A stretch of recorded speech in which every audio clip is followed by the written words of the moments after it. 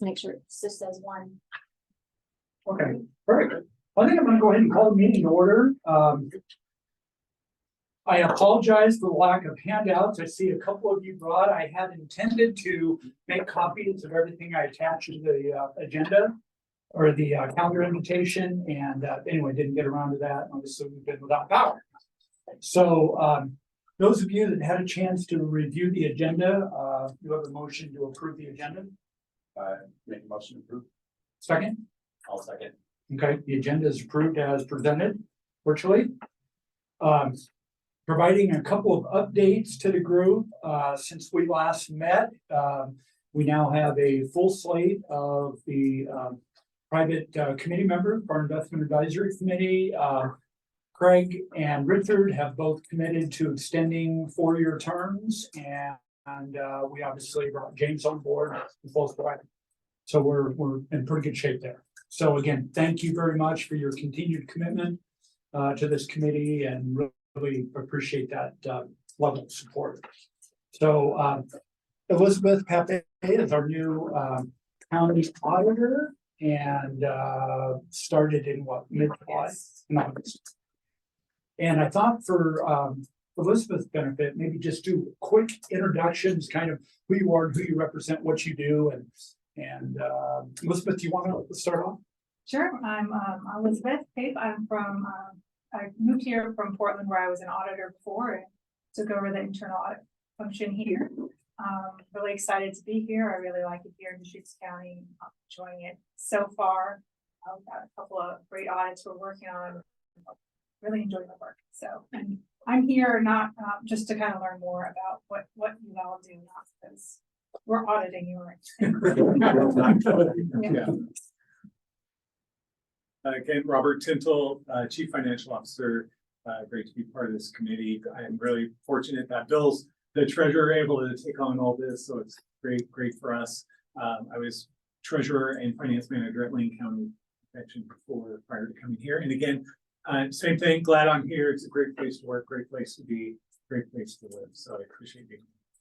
I'm Craig Rinkert. I was formerly the Chief Financial Officer for Central Atlantic Valley Credit Union in Albany, and also worked for Chase Bank in their technology area. Recovered banker. Recovered bank, yeah. Yes. And I'm Richard Ambrose, and started my career as CPA, and then I'm also a recovering banker. I was a CFO for a smaller bank and became president. And then started a few entities in the mortgage banking business, one on the residential side, another one providing credit lines to independent mortgage bankers, and then now run a wealth management firm in town here. I'm Brian Durbin. I'm the finance director for Rooted Homes, which is an affordable housing provider here in Bend. And before that, I was in the investment management industry in Chicago. Has the community come around to the name change? I think so, yeah. There's less confusion about the name.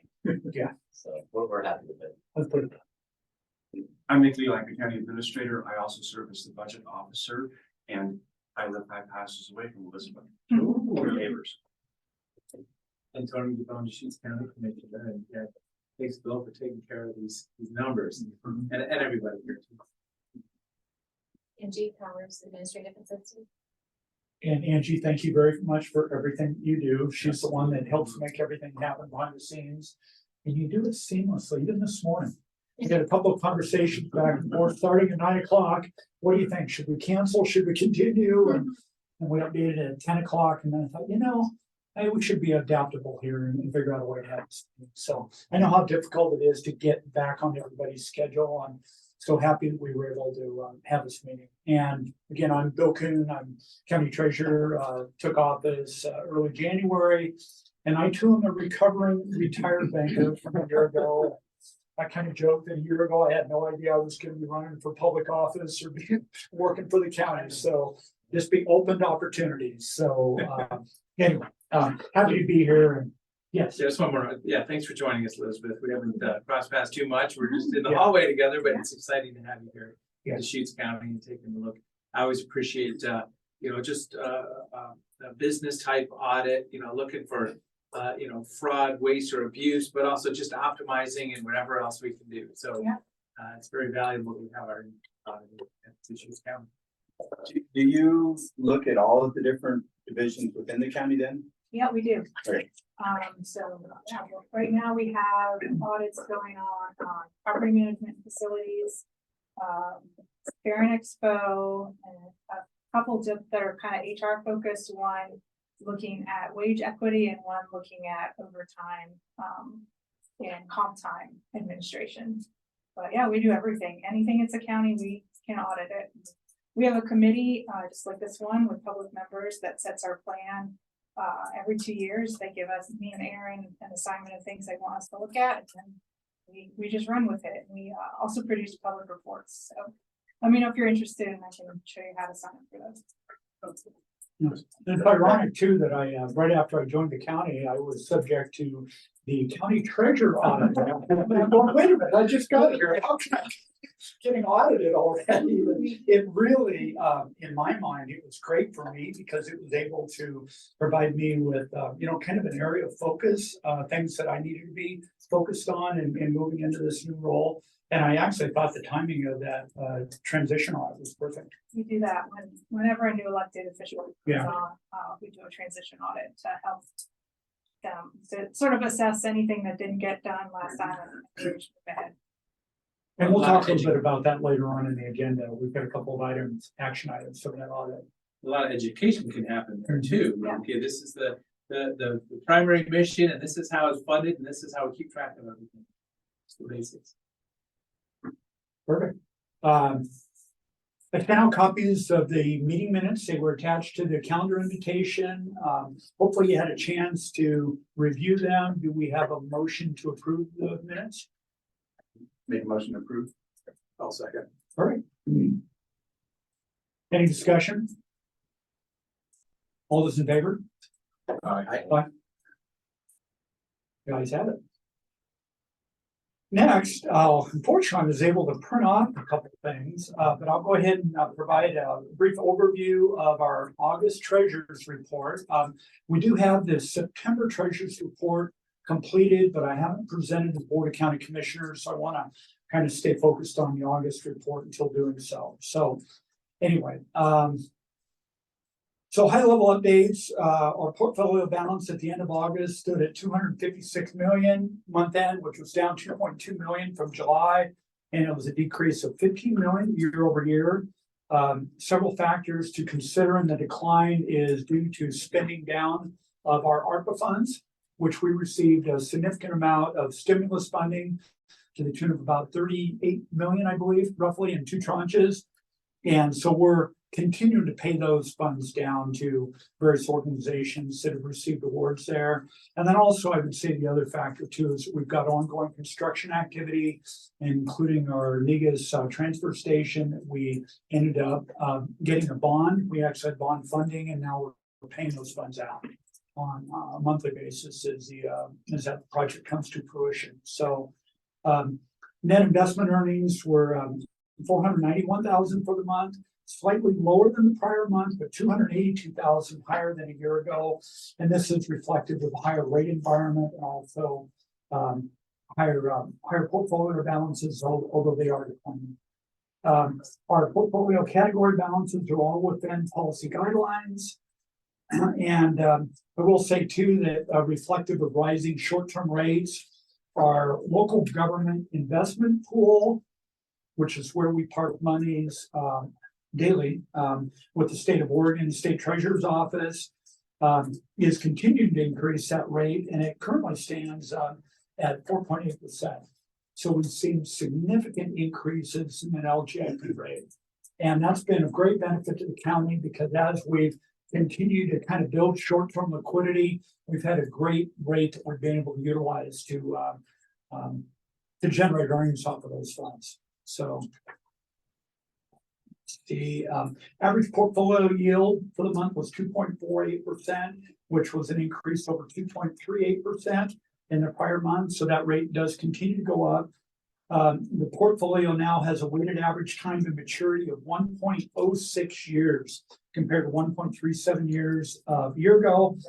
And again, this is a function of greater balances that we're keeping short term both with our banking relationship and also in the government pool.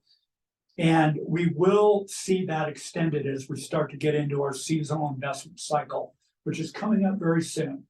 So that's going to be our opportunity to kind of reinvest and certainly taking advantage of some great longer term yields that are out there right now.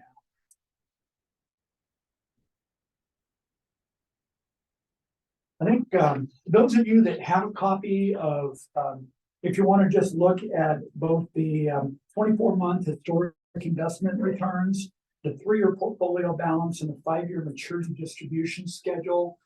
And again, I apologize for not having handouts available here, but yeah, really don't see anything, any cause for concern there. But I think again, just recognizing Richard and certainly Greg in your backgrounds and your current positions, you're very much aware of what's happening in the interest rate environment, and we are anxious to actually start taking advantage of some of those current rates to get back into our investment cycle. I will make a couple of comments regarding our overall portfolio performance and yield. We, as public entities, we utilize a hold to maturity strategy with our investments, so we are not actively trading our existing portfolio. And because of that, we don't have to mark to market our portfolio either on a monthly basis, which is of great benefit to us right now. We are challenged, and this was part of what I inherited when I took on this role, is an older investment portfolio, and we had a lot of these investments that were made out beyond a year or more ago, and obviously it was a much different rate environment than it is today. So we're essentially letting those existing investments run off, and obviously suffering a little bit of the consequences of that. We just aren't able to actively reinvest. But I will say that in early June, we made a decision to collectively liquidate a number of investments. We actually chose 6 of our kind of underperforming, and they were the ones that we would, if we decided to sell those investments, we would book a minimal book loss. So we sold about 10.6 million in investments, and we generated a book loss of 335,000 that we actually booked in the month of June. So we were able to book it before fiscal year end, and the size of that book loss was offset by the monthly earnings. So we didn't have a significant impact to the various funds that were being impacted or that would have been impacted by that decision. So again, we don't do that very often, but in this case, we were a little concerned just from a short-term liquidity standpoint, tracking our 90-day liquidity, that we felt like we needed to build up some additional short-term reserves. We felt that it would be beneficial to get us through the summer and into fall, and certainly, kind of a bridge to get us back into our strong cash flow period, which is coming up here shortly. I think, again, very strategic, but not something that obviously with the amount of the book loss that we would typically generate by selling more investments, not anything that we can do other than infrequently. So again, strategic, building short-term reserves. We immediately, most of those investments were yielding sub 1%. So we were immediately able to invest back into the LGIP pool, which was generating a yield of 4.05% at that time. And now that's up to 4.80%. So again, we were able to boost our yield, increase our short-term liquidity, and really, I think, kind of position the county to be in a comfortable position over the last 90 days, 90 to 120 days, especially with regard to rising monthly expense levels that, again, we've seen the impacts from inflation and certainly on our wages as well, our personnel expense.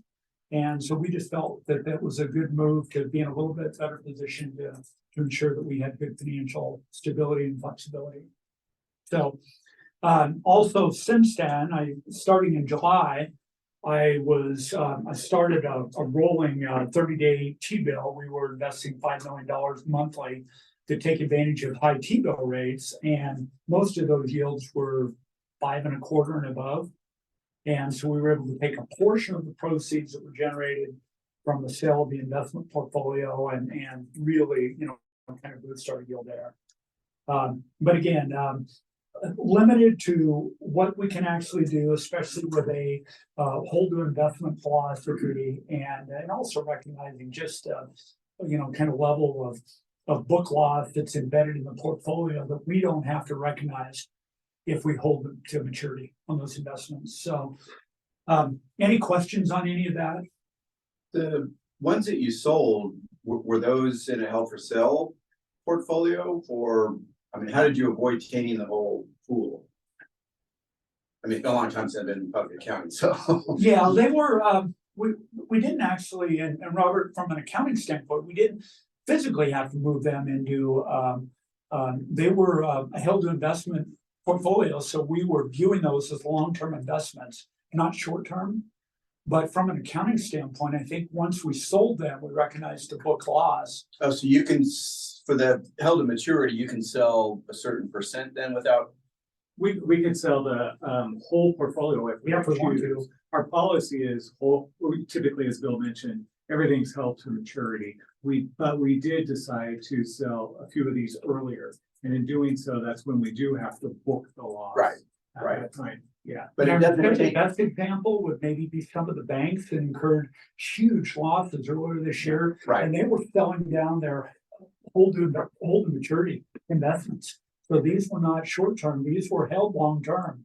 But because of capital requirements, they actually had to generate capital and incurred huge losses as a result of that. We don't have separate hold to maturity and short-term Okay. investments. It's all in one portfolio. but I mean, if you're, because some of these were longer terms, I've been on the committee for a while, so we were saying, 3 years ago, hey, it's better to go out a little bit further on the curve because you're gonna pick up some money, because, I mean, we don't need all of this liquid at any one time. No, we don't. So that's why we have these, but as they're rolling down shorter on the duration, I mean, I would think it would make sense to consider selling those. Yes, it'd be a book loss, but then reinvesting, going from, I mean, look at some of these coupons that are at 0.5% Oh, I know. and going up to 5.5.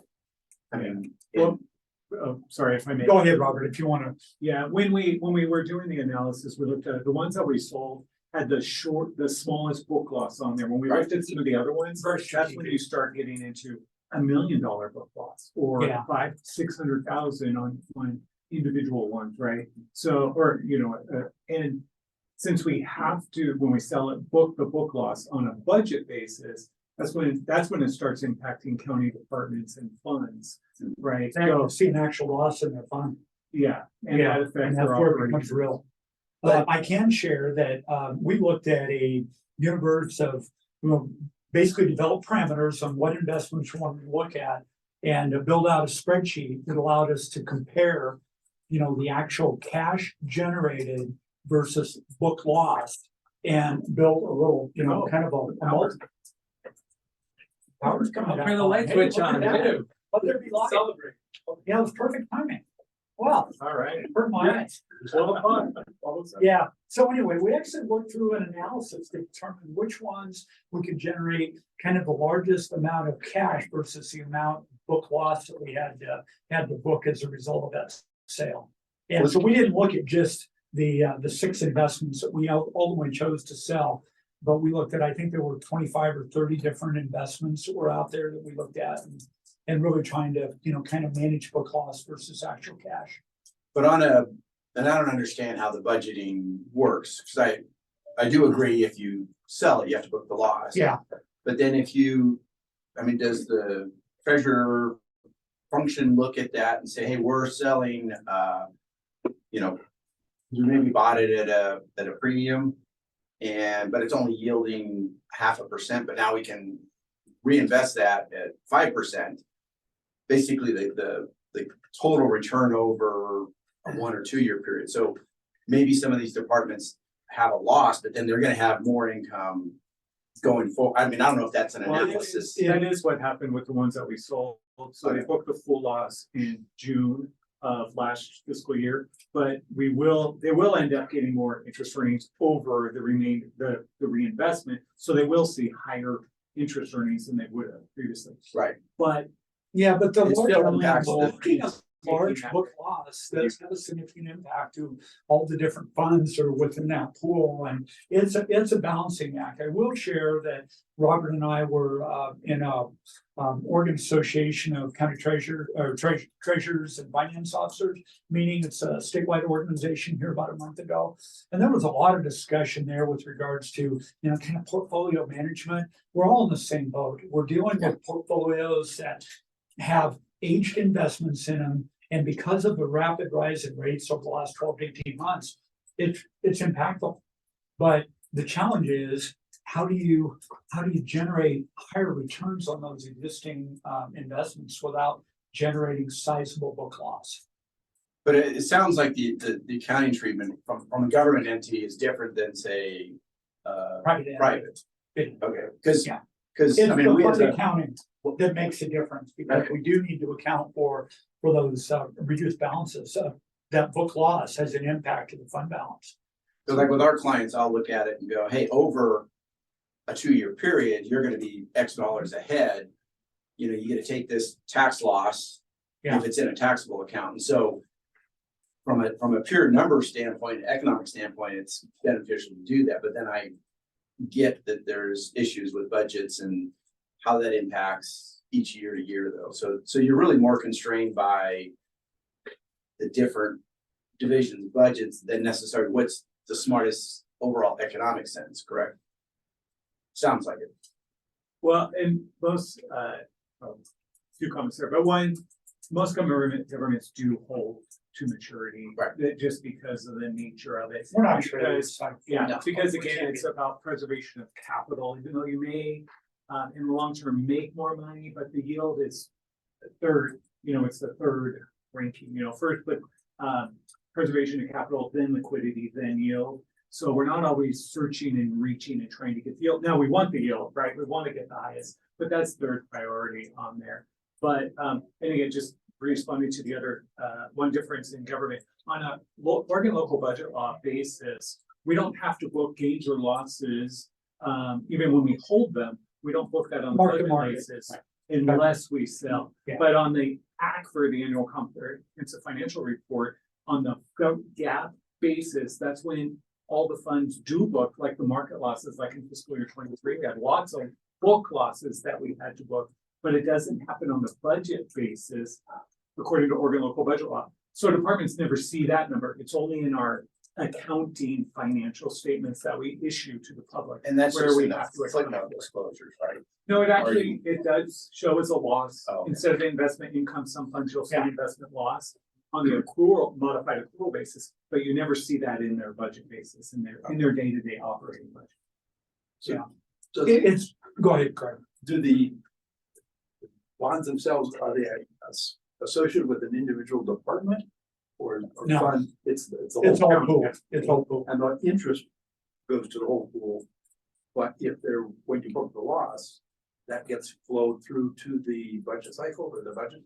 Well, both the revenue and losses get fully allocated to all the departments There's based on, departments within that. pool. yeah, it's a pooled cash system. Yeah. So based on your percentage of cash that you have in there, you'll get that same percentage of revenue or that same On a percentage prorated of loss. So it's on a prorated basis based on your percentage of cash in the pool. Do some departments have more cash Oh, yes, than others? yes. And if for some reason your fund or your department goes negative, then you only incur an interest expense instead of an interest revenue. And Craig, that's really important too, when, we have so many designated or restricted funds. So our general fund and our general fund reserve those are the discretionary funds that we have available. But everything else is restricted to a particular purpose or department. Okay. Yeah. So, anyway, so we had an accounting lesson along with, the treasurer's discussion. These are all really good questions and comments, and again, that's why we appreciate having an investment advisory committee to talk through this and to make sure that we're, providing good guidance, in managing this investment portfolio going forward. Do you anticipate any sales in the foreseeable future? You know, not necessarily. Again, like I mentioned earlier, we're actually getting back into our busier investment cycle. We might, as we, move forward, certainly looking at opportunities, but I think the biggest challenge right now is just, again, once we start receiving tax receipts in mid to late October, is making sure that we invest them out appropriately and taking full advantage of the yield curve. And Richard, your point earlier, identifying, and we'll talk a little bit more about that here shortly, but looking at, kind of holes in our maturing investments and making sure we're filling out those holes. So we have a certain volume of redemptions monthly to make sure that we're providing the appropriate cash as needed. And that's one thing that Robert and I have been, Robert does a really good job of kind of forecasting cash needs, provides that information to me, then I'm able to look at kind of where those holes are in the investment portfolio. And then as we start to reinvest, we're able to place funds where the redemptions are needed. Do the departments get the coupon return or yield to maturity return? I'm assuming yield to maturity. Yeah, Because you're buying at a discount, Oh, so yeah. you're creating that discount over the. it's a yield. Okay. And that's reflected on the blue line in the chart, that's the yield to maturity, or is that a coupon? That would be yield to maturity. Yeah.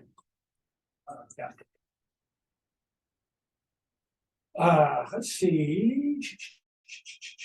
I think, is there any other questions on the treasurer's report? Anything that's, Question. sure. You said that you wanted to sell some of that for 90 days of liquidity until we get cash flow from tax receipts and stuff in November.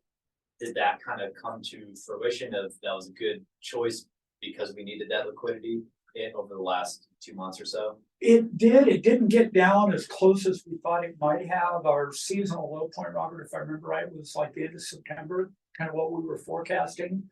And obviously generating $10 million in additional liquidity really helped.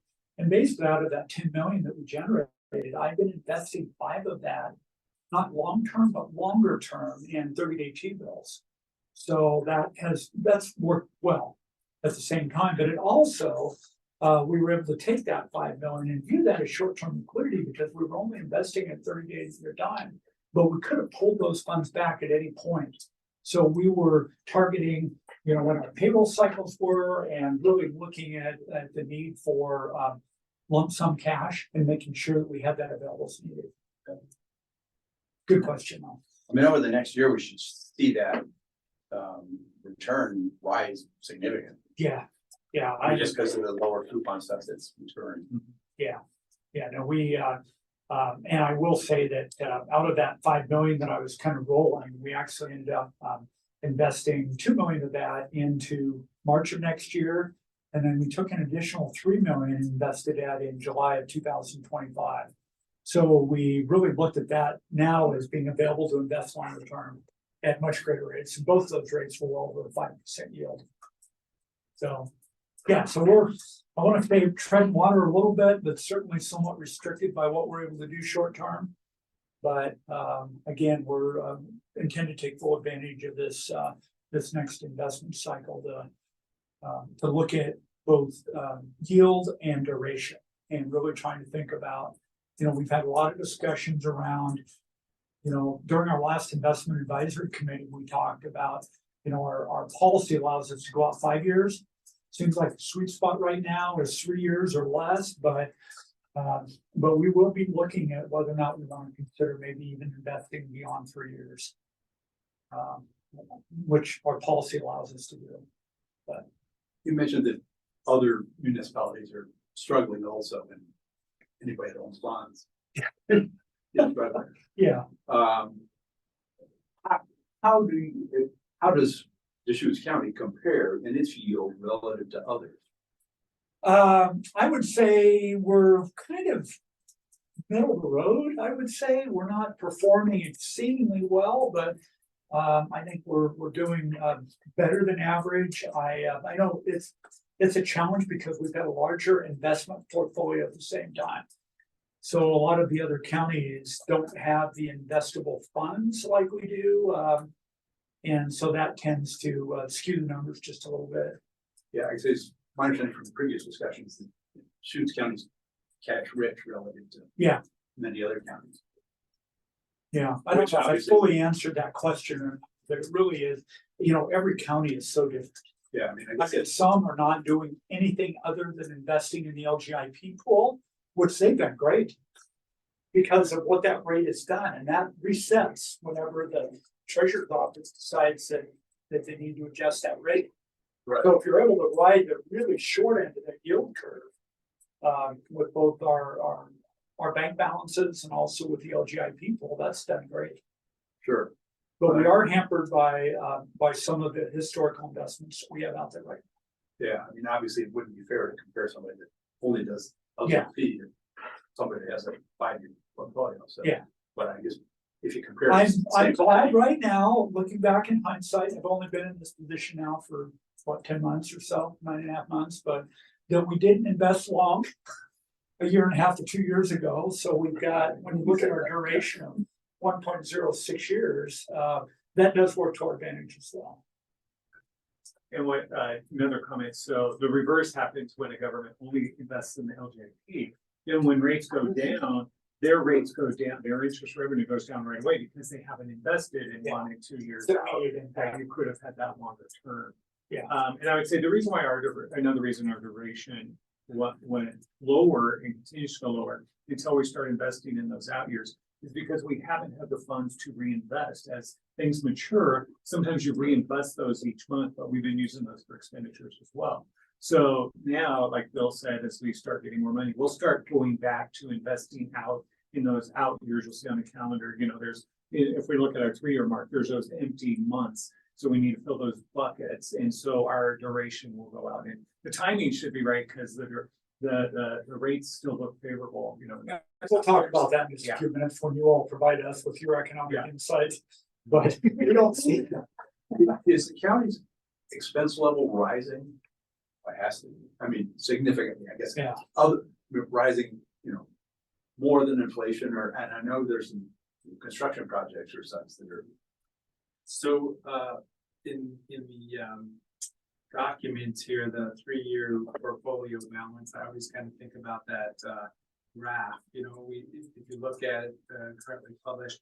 There's a big spike there, the ARPA funds that came in, the bond money, the construction dollars that are going, but just kind of just the trajectory of that path. I gotta imagine it's gonna flatten out a little bit here in the next few years. The commitments for our labor costs, just the cost of doing business, tax assessed value was like 5.5% every year when we were estimating it 4 point something, and I don't know what it's gonna be. It's gonna be 4 point something this year probably. So yeah, things are coming down and costs are going up. So I think it's, Just And like we've any had business out there right now, public or private, I mean, everybody's dealing with inflation on the expense side, primarily wage, labor inflation, that's real. And it's really sticky, obviously with the unions that we work with, and we've got negotiated, rates there that they're locked in. And there's, kind of an expectation that that's the environment that we're gonna continue to live with.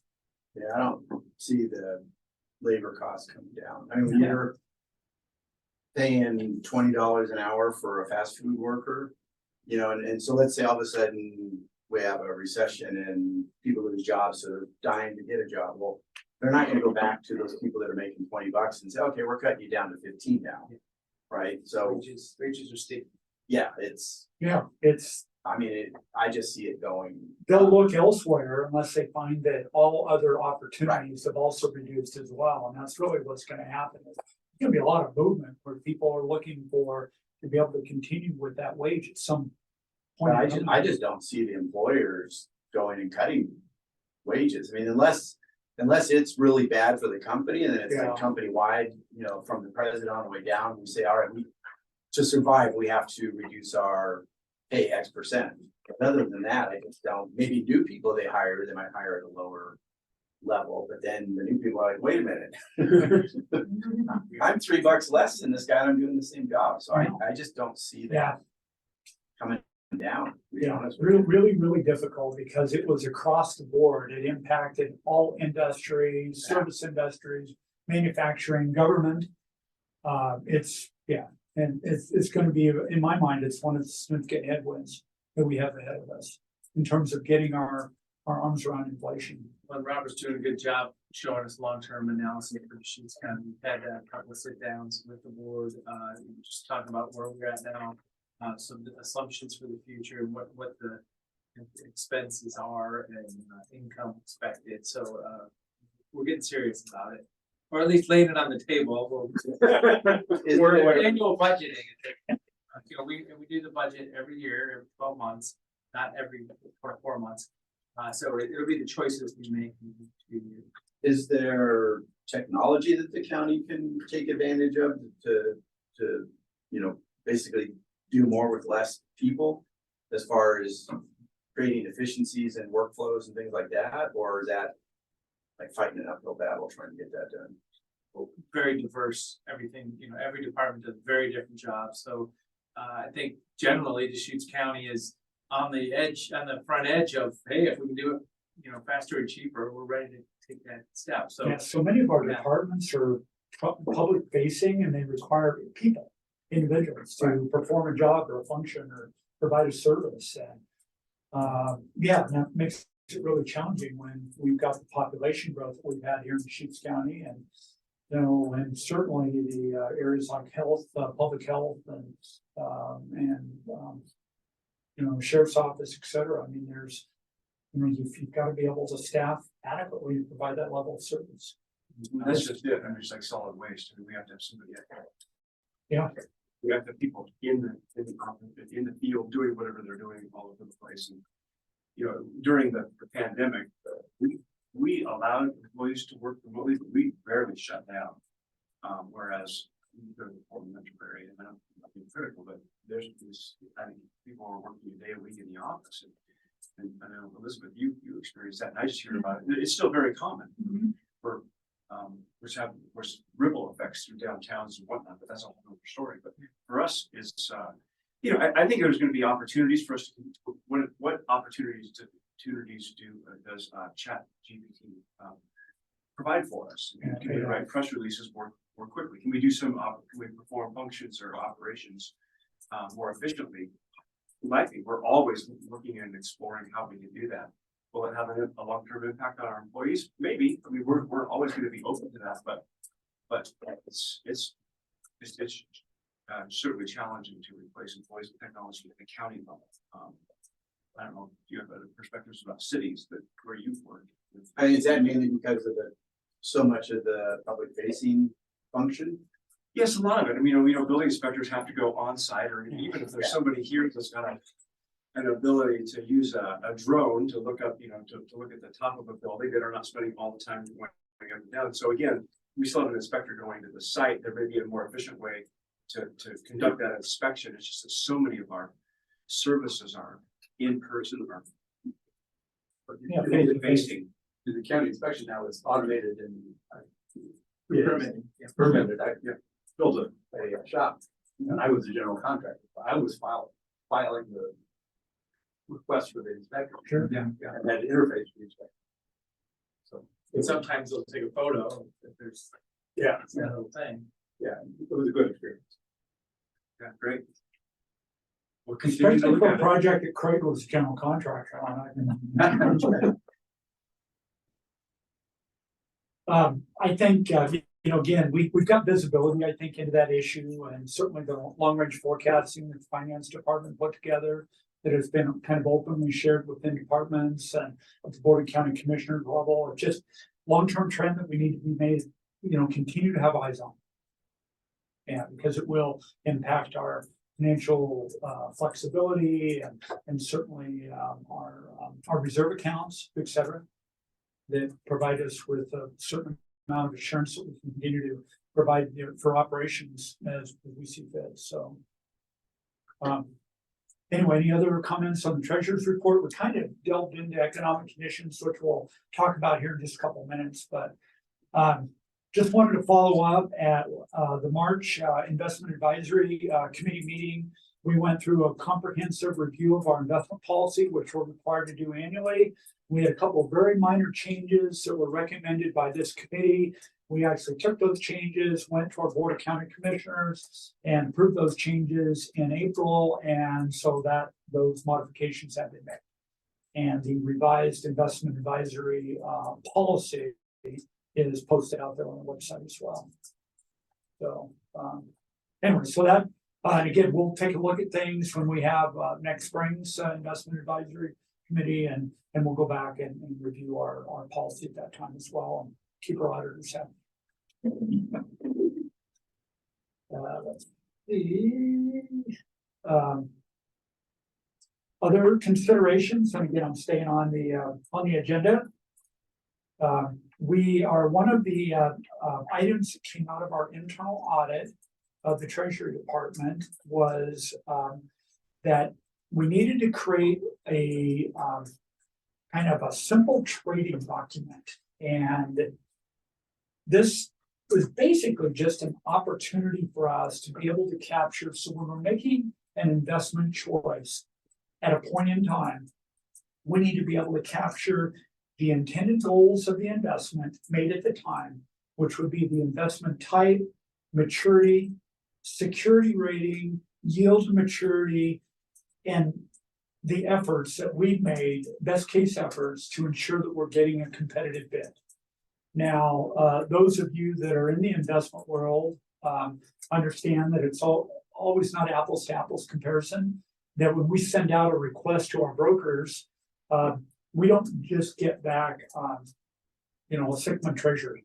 And this is the only thing that we're offering. There's agencies, there's corporate bonds, there's different maturities, all of the above. So what I've been working on, and I met with Brian earlier this summer, and we kind of talked through a couple of things.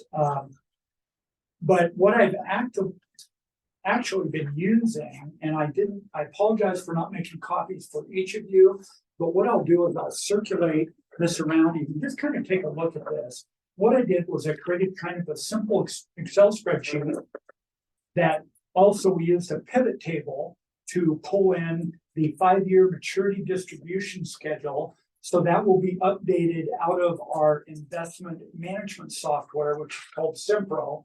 So we can actually update that pivot table. It'll pull in, pass this around too. I've seen this document. But anyway, what I'm trying to do is just capture the bids that we receive. So when I've got an investment opportunity, I send out an email blast to our approved broker dealers and say, this is what we're looking for, and what do you have available that will fit that need and meet the requirements of our investment our policy that meet the policy requirements. And so what I'm able to do then is go back and say, okay, these are the best opportunities that we receive out of the following quotes, either for direct yield. So a lot of times I'll get 3 or 4 different quotes on a T-bill purchase or treasury note. And those are pretty simple because it's just a simple dollar for dollar comparison to determine kind of the best option. I can tell you that these bids are really competitive. I mean, it can be down to dollars or maybe $100 on a $5 million par value purchase. And so but again, this is a document I've been utilizing for about 60 days. It seems to fit the basic need. Like anything, it can evolve over time, but it's something that I believe meets the requirements, the intended purpose that came out of our audit. And again, it just gives me a tool that I can utilize to support why I made the investment decision that I did. It's really good to be able to just look back sometimes and say, oh, that's why we got this, but just general mindset of what was going on. Yeah. The only thing that I would add is just a small block for a note to be able to, because I do have it's a small block up above there. It's that second box down right there. Decision. Yeah, the decision. Oh, okay. So Oh, okay, I see. Yeah, I've got a couple Got it. boxes there. One is the request, what are we looking for? And then secondarily, I'm trying to encapsulate why I made the decision that I did. And then you can go down and kind of look at. And the highlighted ones were the ones that were. Those are the purchased. ones that were actually selected. Because I did something similar, and, because like you said, there's, maybe 3 months difference in maturity, well, that's gonna depend on how steep the curve is. Yeah. Can affect the price, et cetera, so. I would note the bid price, and like you said, not always did I go with the best bid, because maybe that dealer has an issue with delivery, or, they come back and they say, oh, the bond's got traded away, now the price is this, right? And I'll tell you, that market, as you well know, moves quickly. Oh, yeah. So I try to update the quotes as real time as I possibly can, but if a broker, you'll notice on that sheet that one of our brokers wasn't available, so they weren't able to respond, and that's gonna happen. Yes. So again, this is kind of best effort. It's not perfect because of how quickly that market moves. But I think for all intents and purposes, it's showing effort, that we're doing the best job that we can, the support that we're getting, the best deal possible for the county, that we're getting the best yield possible for a particular investment that's targeted to meet a particular need for the county. You get 2 yellow lines on it. There were two different trades. There was a $2 million tranche and $5 million, or $3 million. Well, you said 2 tranches here, that's 5 million. Yeah. Yeah, that's why there's two highlighted areas. One was a short-term investment that I think it was a February, March. It might have been March of 24. Yeah. And then the other $3 million tranche here's was a the- longer term. Here's the investment. treasury bill, and then there's here's the T-bill. And then here's the treasury note. Got it. Yeah. Got it. Does that make sense? Oh, yeah, Okay. I think Any, that's any great. thought- you think it I mean, kind being of a meets the needs of, former CFO and an auditor as well. Okay. I mean, this, let's write that down. Richard, you it shows what you're looking at, because Yeah, previously you probably just made a trade and said, we made this trade with Stifel Capital, right? yeah, So then someone looks at it and goes, well, why did you pick that? There's, hundreds of bonds to choose from. So here, at least it's giving a snapshot of the trade, or who's ever pulling the trigger yeah. or making the trades, what they were looking at, what was going through their head. So, I mean, I Okay. like it.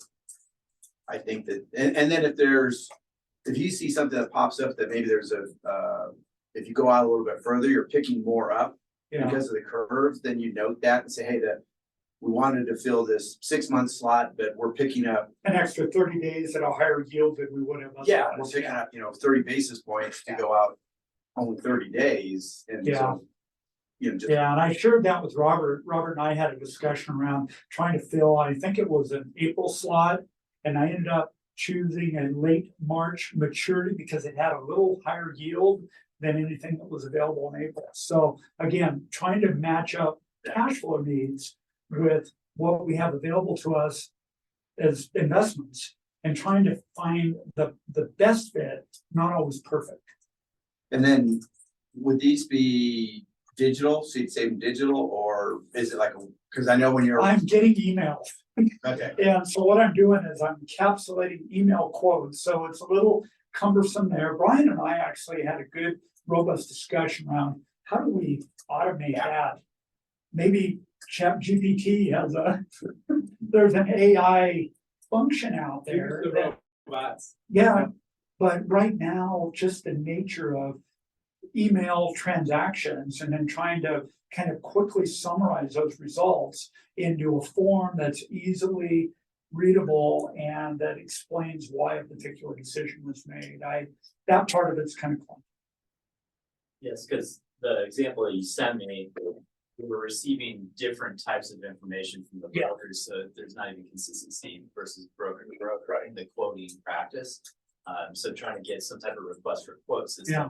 that has the same level of information provided to you, so you can fill that in. is- Yeah, some of our brokers are sending an actual like a dummied up trading sheet that shows exactly, and those are easy. And another of our brokers actually kind of provides that same information in their quote that I'm utilizing, and that is like a perfect fit. I just, take the information, summarize it, and away you go. And then others, it's more you know, kind of, they're responding quickly. I recognize that in their world, they're having to act quickly at the same time and so they don't always, but I'm trying to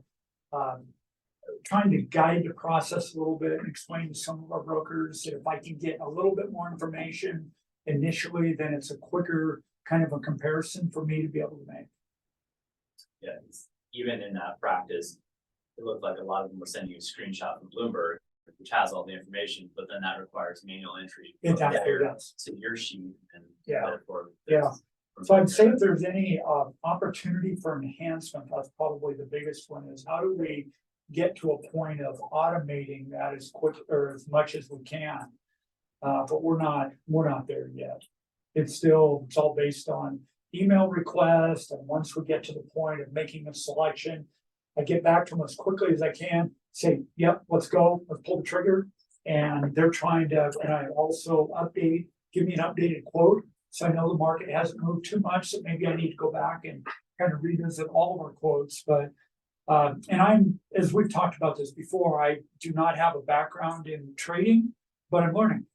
This is, and so anyway, just trying to build out a process that works and recognizing that I'm gonna be a lot busier here in the next, 30 to 45 days. So I wanna make sure that I've got a system in place and building relationships with our brokers, which was really important. We had a number of our brokers who were actually at the OACVO conference. And so we were able to meet face to face, which is always helpful. I mean, the only thing that I would further comment on is this is great information, but if it takes you a half hour to generate it and how many trades you're doing a day, then you got to kind of look at it and go, man, I'm wasting 4 hours a day just to document something that I can maybe write on a notepad in 5 minutes. And therein that's lies the the challenge is that I think from an audience standpoint, we'll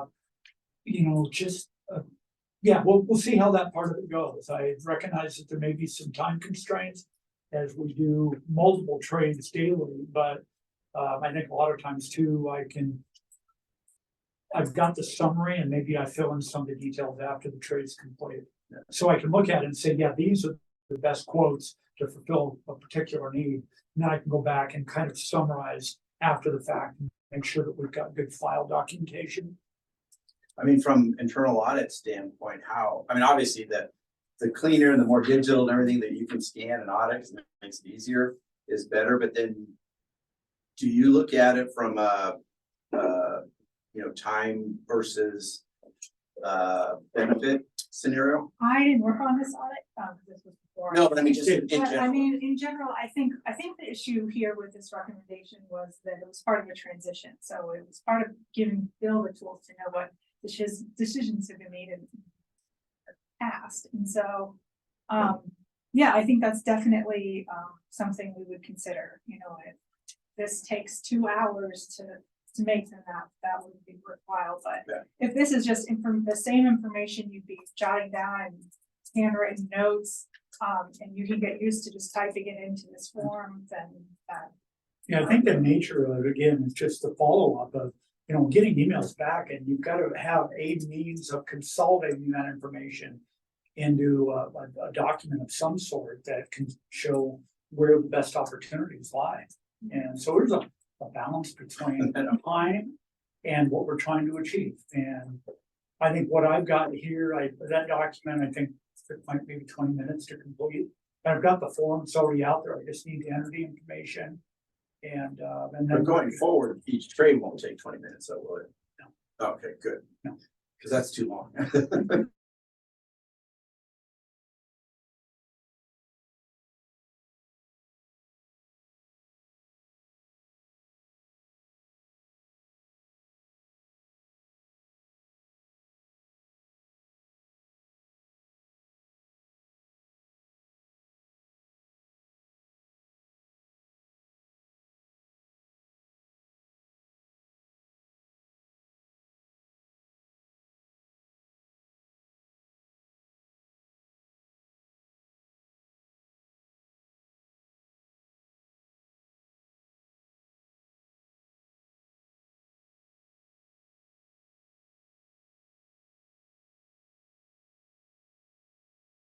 it creates. Well, you could still have something like this, but you would have better data to generate into this, so you could. Because it would just be, Yeah. right, yeah. Especially for the more quantitative stuff, like what the bids were and all that. Because manual entry and all that is a little bit of a process, especially if you're not getting that data consistent from each of the brokers. It's not in a consistent format, and that's one of the challenges. There's a little bit of analytics that goes along with it to, convert price to yield, et cetera. If you're not getting kind of all the information, I'm doing what I can with the brokers that I deal with to say, if you can provide me a little bit more information on the front end, then I can more quickly analyze and make decisions. So I think consistency of information. I don't see a way to kind of getting around an email structure to our bid request and kind of that communication that happens around that. Submit a form to them so that every response goes into a database, and then you can just pull that database down. Like a really low key option would be something like Google Forms, where you create a questionnaire basically and say, all right, here's your inputs, and then it all dumps into a spreadsheet, and you just have that spreadsheet, and then you can tie that into something else. Now, I don't know if that's the exact way you would do it, but that's how I'm thinking about the process. And then that information then would populate into a summary document of some sort. And you and I talked about that when we met. I think there's the short-term need, I think, was just to be able to quantify and summarize why decisions were being made. I think longer term, there's a much better way to do it than kind of what we're doing right now. It's a streamlined process. Yeah, I think- sometimes you don't know what you don't know until you start delving into Right. the opportunity. This is certainly, I think, a great start from where the audit kind of deficiency, if you will, was brought up. I think the one thing that's missing is that why component. The why. Why is the need what it is, and then why was the decision made? Like, you have the decision, you have what you need, but you don't have why you need those things or why you made that decision. So like, why did you choose the T-bill? Why did you choose the treasury note? Why from that broker versus the other one? And that's something that's kind of missing. Like if I was an auditor and I was looking for trading information, I would come in and say, okay, you have this document, but why did you make that choice? And I don't see it anywhere on here. That could just be expanded. Into Yeah, that's just Maybe a little, something to I'm think trying to, I guess, try to keep the narrative to a bare minimum, because that again is part of what can be a fairly cumbersome process, but I think trying to tie in kind of what our maturity distribution looks like and saying, we have a particular need for a particular investment for, May of 2025. So that was one of our, part of the why. Yeah. And then, that could just be a simple add-on in here. yeah, okay, let me think about how I can expand upon that. Yeah, I think it's missing 2 sentences, pretty much. Yeah, okay, But for historical record keeping, that's what that's why this document exists in the first place, right? Is to prove that the decisions you made match the policy. And so this is a summary of the decision, but it doesn't have that tie into why you made the decision Mhm. to meet policy. yeah, no, that's good. Good input. Couple thoughts on the conversation we've been having. One is, the internal audit really focused on the transition and also focused on, again, our policy says we'll have documentation, to get 3 quotes, we'll have documentation.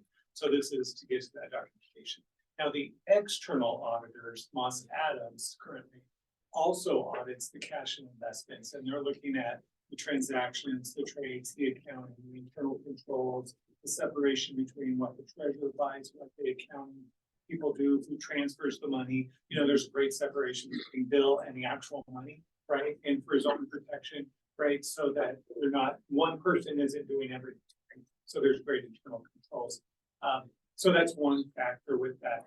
Now the good thing is, we don't buy investments every day, right? It's once a week, and it's once a month most times, right?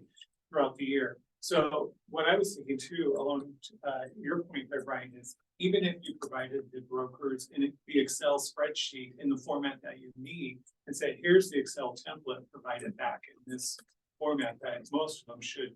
You said that's a requirement to consider that, then it's already in your Excel format and you can just copy and paste that. I know they like doing screenshots of it. Oh, I know they do, and that's part of the education around our broker dealers and we will. Where are we in the agenda? Where actually this might be a good spot to. Yeah, I think I'll cover this. So we went through our annual broker dealer review, which we're required to do. And so anyway, we completed that. I didn't pare back any of our broker dealers because I felt at the time we went through this process in late May and June, I didn't have enough kind of working experience with our brokers to really say you didn't make the cut for whatever reason. During that process, we did add one broker dealer, a company called Stiefel. Large, national firm, provide great economic data. And the broker that we have that we're involved with does really very responsive and provides the kind of information that I need to be able to analyze. He's got kind of the same template format that I have. And so we did add one broker dealer to our list. This next cycle, I will take a much harder look at kind of our existing broker dealers and probably parse the number back from where we are right now. I think we've got 7 now. We had 6 when I stepped into this role. And so we've got to, probably take a little harder look at kind of who we're currently doing business with and quality of information, timeliness of response, et cetera. And this can be part of that educational process too, of seeing how they're able to provide information in the format that we need it. The policy requires 3 bids, correct? So when you go out to do, like, now you have 7 brokers that you're dealing with, you go out to all 7? I send a blast out to all 7. Okay. Yeah. So those that respond, obviously timeliness, and if a broker's out and they haven't forwarded that information to somebody else in their office, then that's what happened on that last bid. It was one of our brokers was not available and didn't respond until the next day and said, I think I missed the opportunity, but here's what I would have done. And I said, yeah, we've already traded that. Yeah. Now, if it's a new issue, then it doesn't have to be. The policy states. So if there's like, this is the issuing price, then if it's a new issue, it doesn't have. Yeah. Policy says. Yeah, because it's pretty much the same. Yeah. So, and just to finish up, sorry, on the conversation from a minute ago, which ties into broker dealer.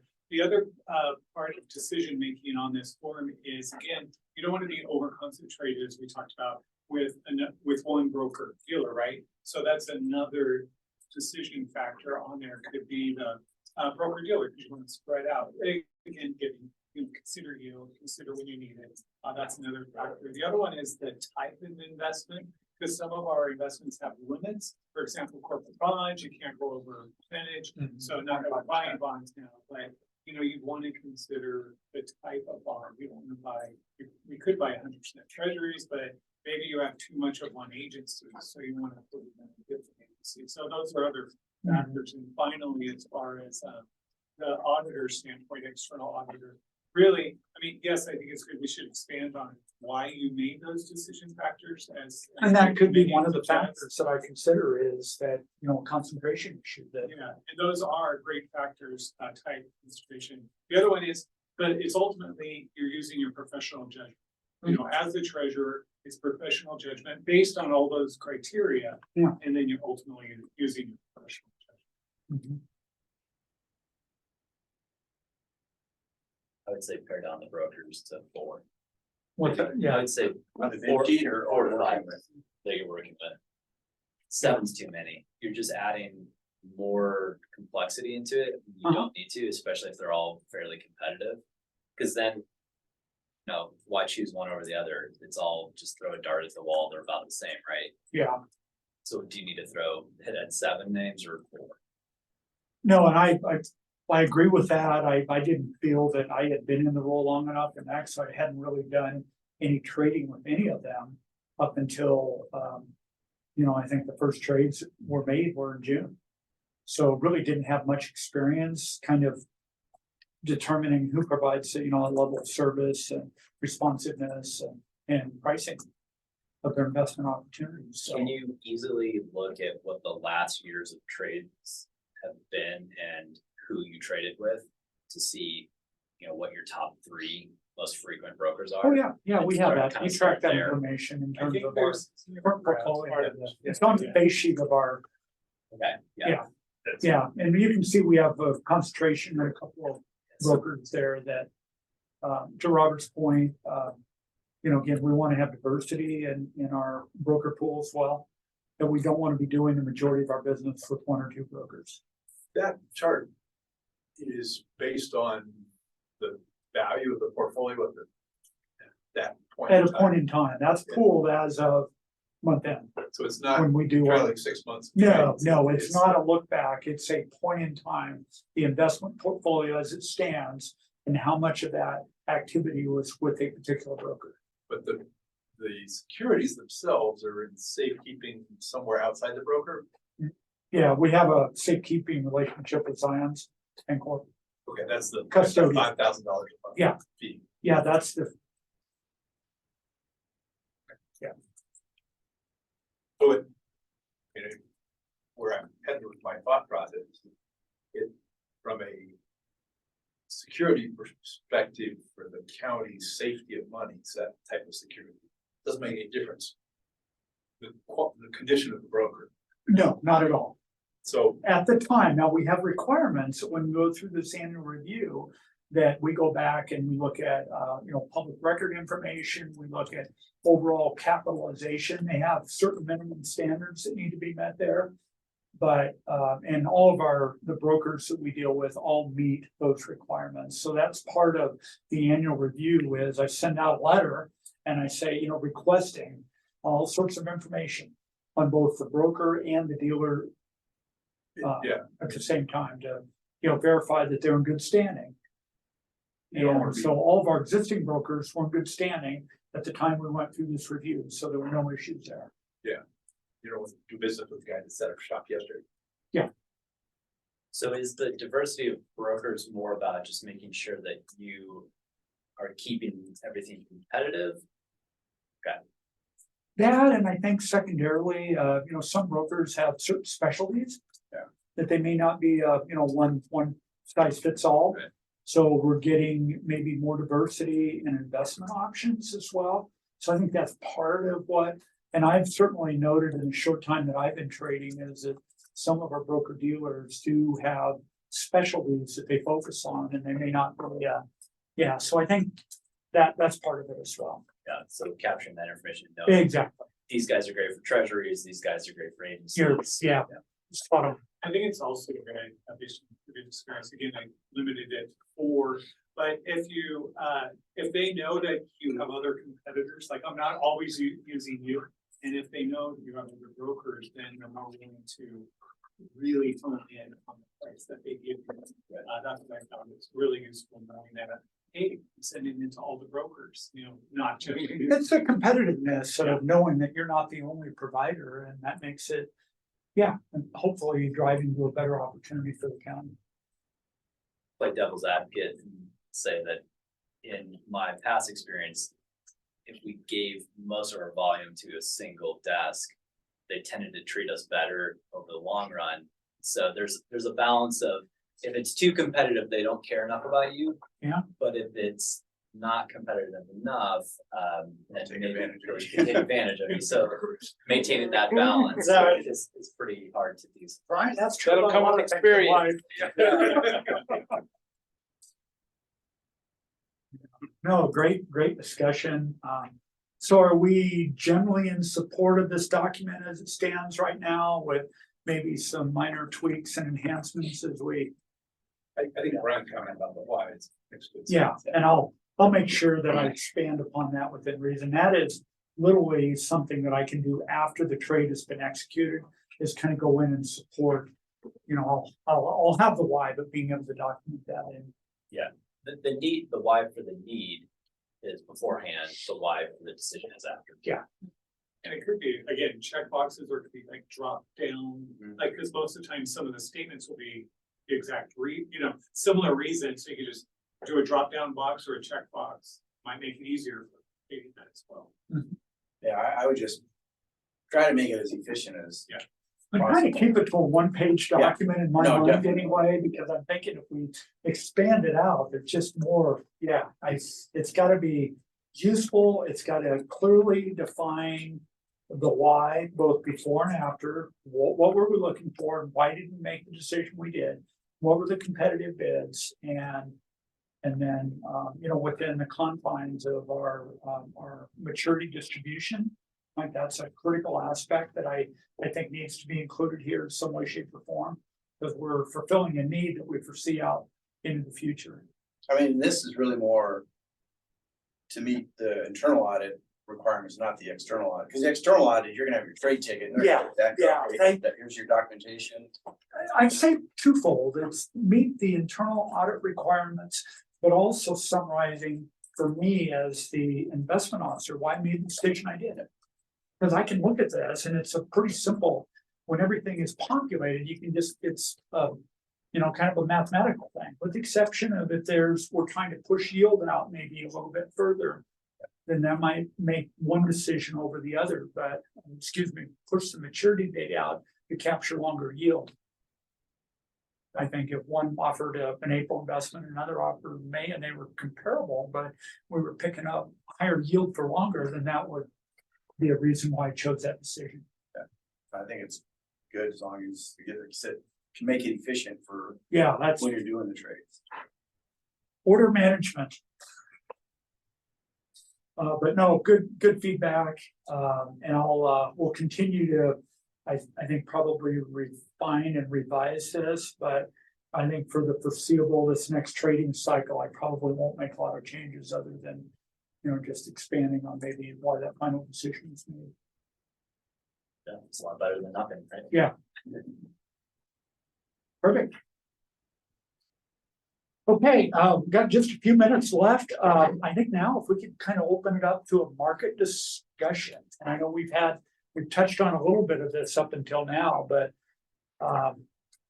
it's just, what's the old line? May we live in interesting times. Well, it seems like every week we're living in interesting times.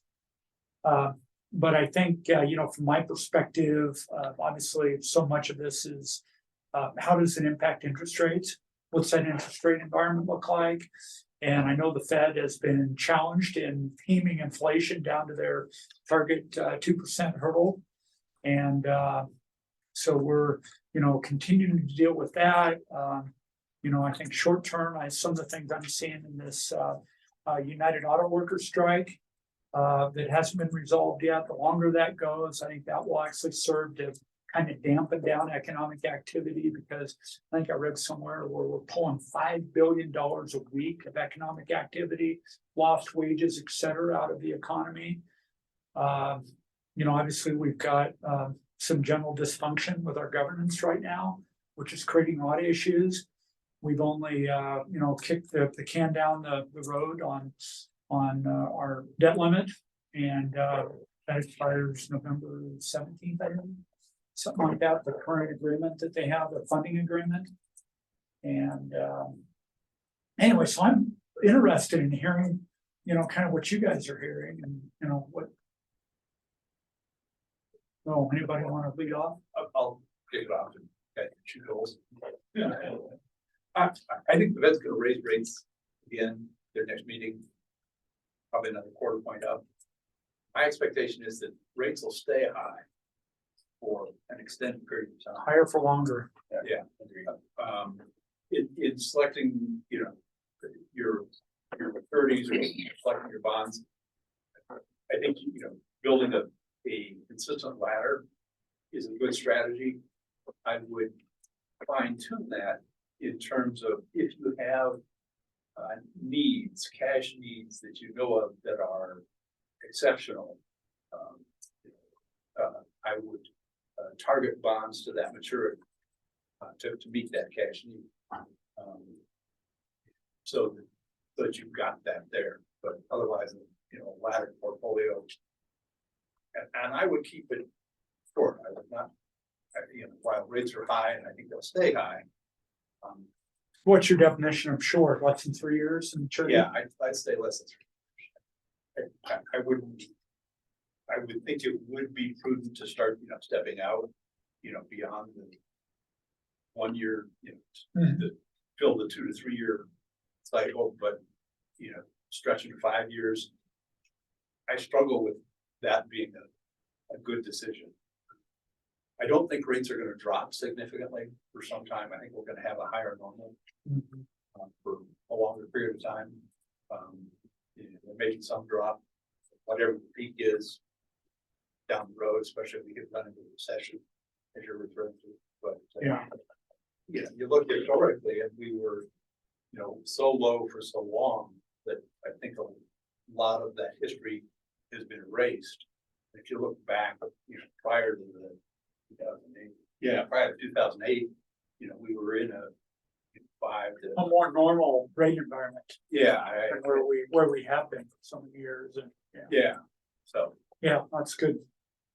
Yeah, and that kind of ties in with my own personal philosophy regarding kind of where rates are and I mean them that will going. help the county in terms of interest income. Just there, and inflation will come down, I think, but not quickly. As we talked about earlier, it's sticky. Yeah, very sticky. I agree with Craig. I mean, it's higher for longer.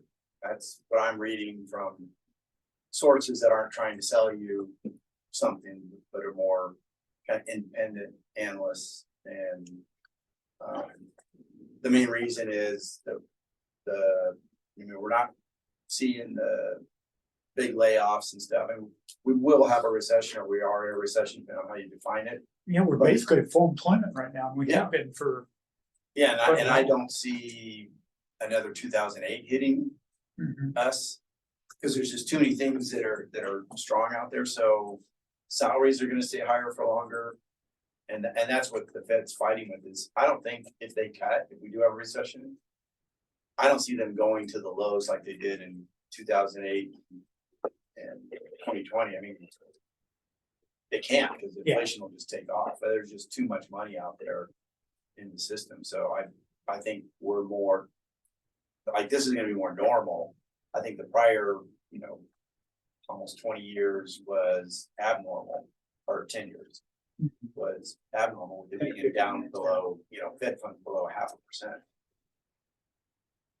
Yeah. No, good. Ron? I also agree, think higher for longer.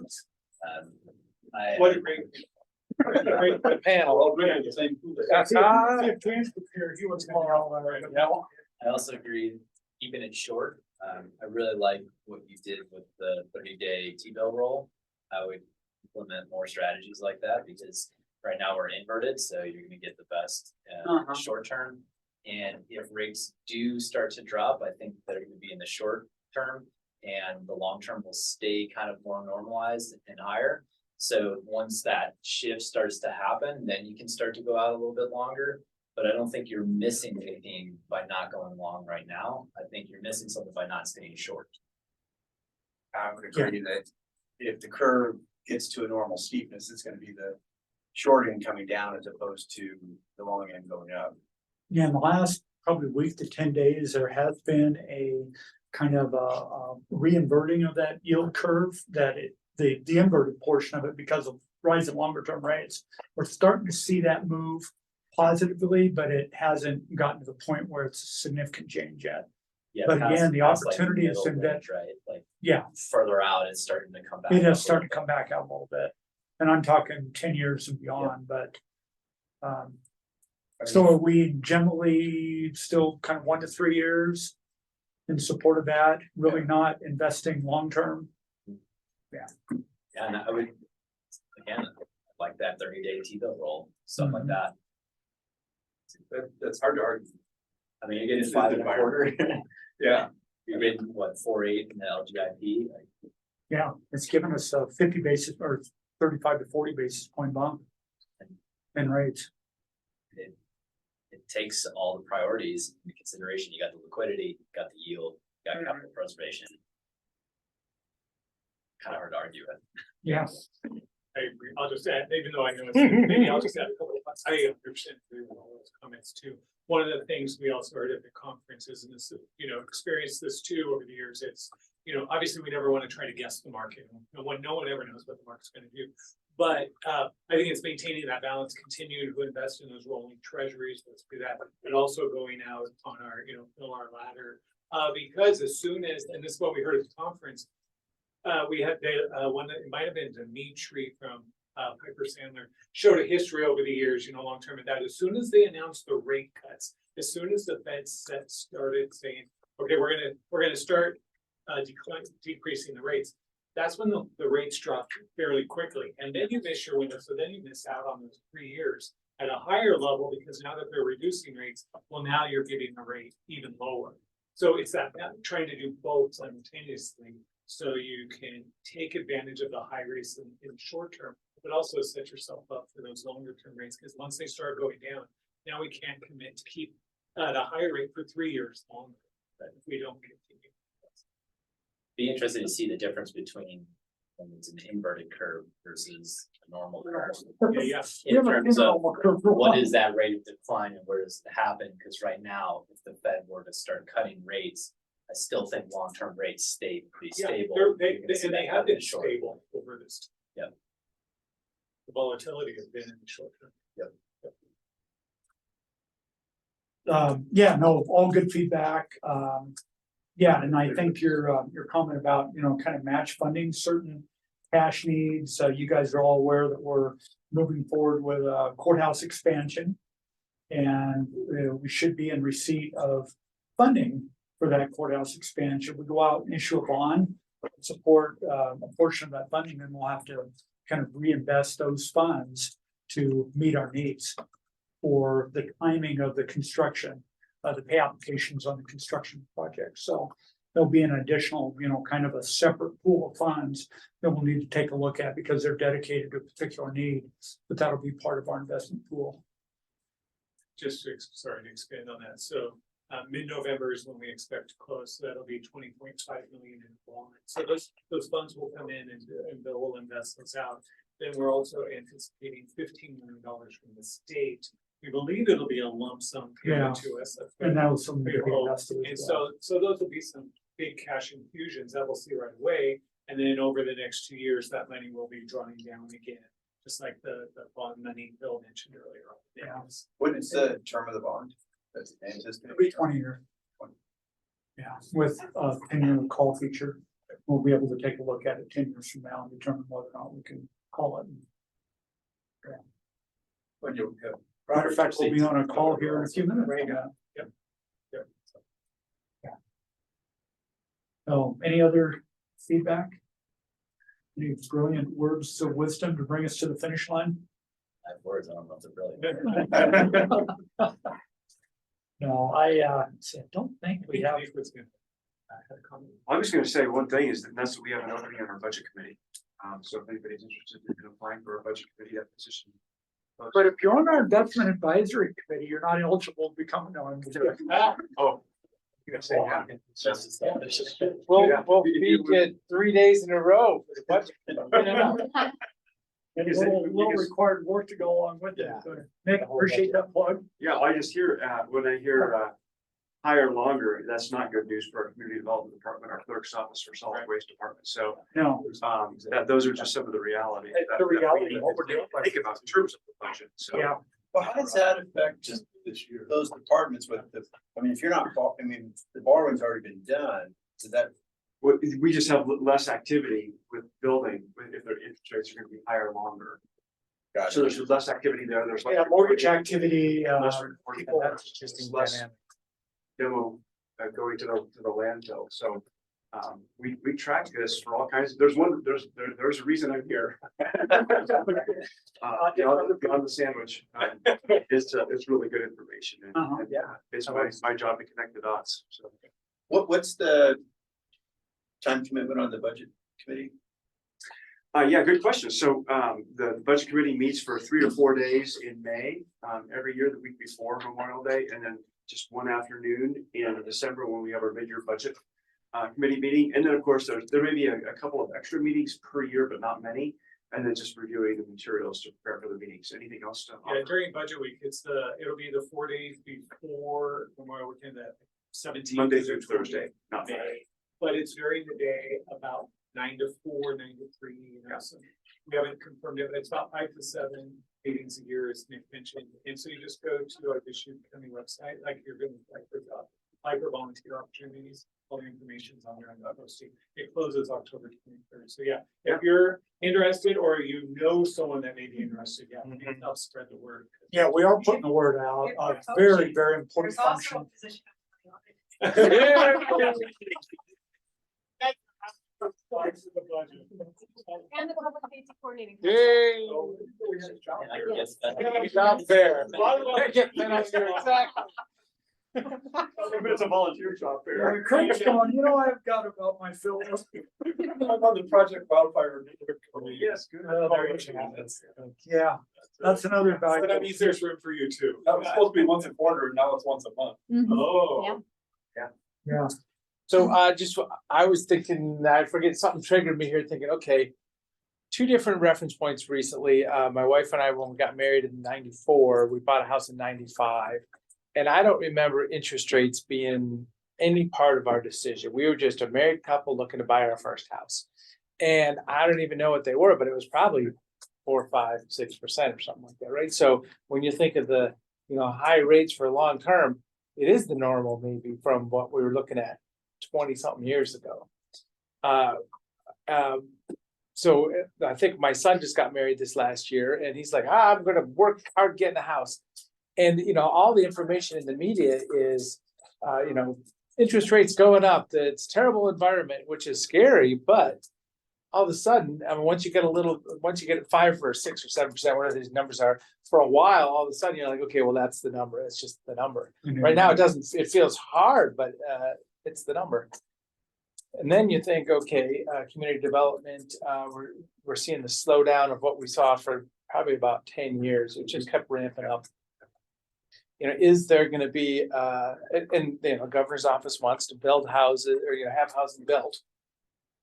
And, this is what Rooted Homes is doing. But yeah, what is that? Like when we bought a house and we 3 of them. So in Hawaii and then Seattle and then here between about 95 and 2004. So 10-year period, bought it and sold it. But it was always a bright future, no matter what we were doing. So I wonder what in the next 5 years, if somebody buys a house now, do they think that 5 years from now, it'll hold its value or go up? I think there's maybe a downhill slide in there somewhere, which is really that's the thing that kind of ties you in a knot. If you buy a house right now, it could be worth less in the next few years. It'll come back, but I mean, that's just a hard. We Layman's built our view. home in our review late 2006 through 2008 at the peak. And it wasn't until 2 years ago did Yeah. the value come back up to what I got into it. yeah. But I looked down and I love our home. If you're We're not there, going anywhere. yeah. It's shelter. Yeah, I'm not trading my home. So Yeah.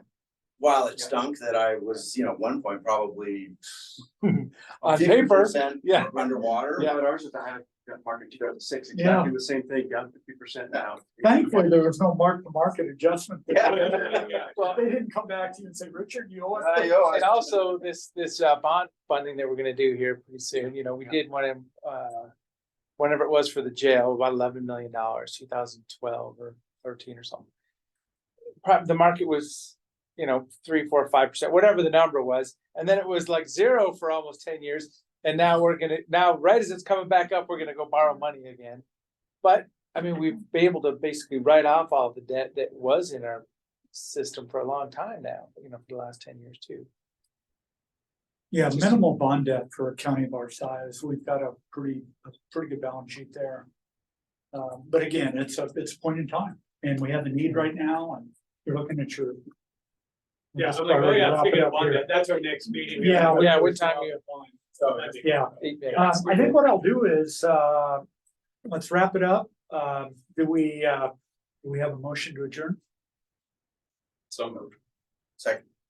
All those in favor? Aye. We're adjourned. I will say, thank you very much for continuing to support us in our investment advisory committee. Your input is highly valued and, again, very much appreciated. More to come. We're adjourned.